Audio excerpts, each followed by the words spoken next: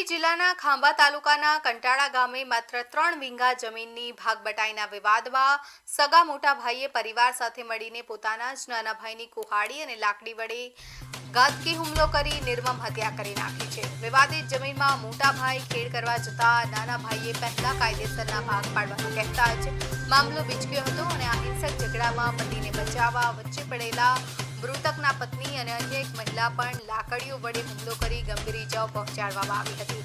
આ ચકચારી ઘટના અંગે ખાંભા પોલીસે ગુનો નોંધી હુમલાખોર પરિવારના તમામ 6 આરોપીઓને ગણતરીના કલાકોમાં ઝડપી લીધા છે।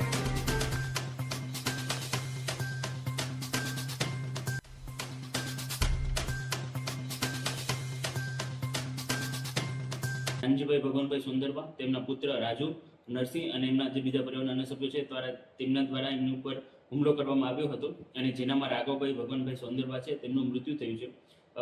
ગંગાબેન એમના જે પત્ની છે એમની ફરિયાદ લઈ અને ખાંભા પોલીસ સ્ટેશન દ્વારા કુલ જે ટોટલ 6 આરોપી છે તે 6નું ધરપકડ કરવામાં આવેલી છે અને આગળ કાર્યવાહી હાથ ધરવામાં આવી છે।